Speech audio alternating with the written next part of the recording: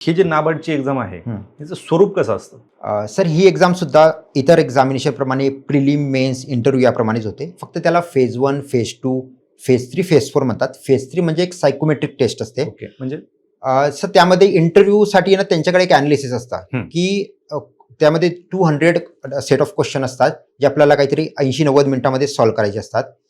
म्हणजे कमी वेळात आपल्याला लवकर ते ऑप्शन सिलेक्ट करायचे असतात आणि त्यानंतर एक बार ग्राफ किंवा एक पाय चार्ट तयार होतो की तुमची पर्सनॅलिटी कुठे इन्क्लाइन करते आणि ते इंटरव्ह्यूमध्ये मग ते बघतात.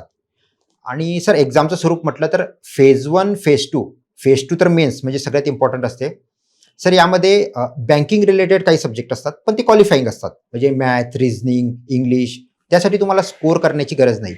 पण त्या पलीकडे कॉम्प्युटर, त्यानंतर डिसिजन मेकिंग, त्यानंतर agriculture, rural development, economic, social planning ही इतर सब्जेक्टही असतात. प्लस इंग्लिश लँग्वेजचा एक सेपरेट पेपर असतो. यामध्ये डिस्क्रिप्टिव्ह क्वेश्चन आन्सर तुम्हाला टाईप करायचे असतात जे पेन पेपरवर नाही तर कॉम्प्युटरवर तुम्हाला ते आन्सर टाईप करायचे असतात सर.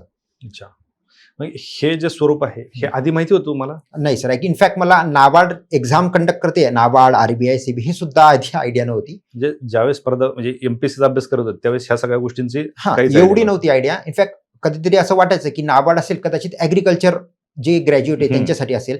हे माहित नव्हतं की जनरलिस्ट मध्ये सगळे एलिजिबल असतात. अच्छा, म्हणजे कोण परीक्षा देऊ शकते? सर यामध्ये जनरलिस्ट आणि स्पेशलिस्ट ह्या दोघांसाठी वेगळ्या वॅकन्सी असतात. ओके. तर जसं जनरलिस्टसाठी 48 होता तर यामध्ये कुणीही ग्रॅज्युएट ही एक्झाम देऊ शकतं. फक्त क्रायटेरिया सगळ्या सेमिस्टरमध्ये आणि सगळ्या सब्जेक्टमध्ये तुम्हाला 60% मार्क्स मिळायला पाहिजे. ओके. जर एकाही असेल तर डिस्क्वालिफाय करतात 100%. ओके.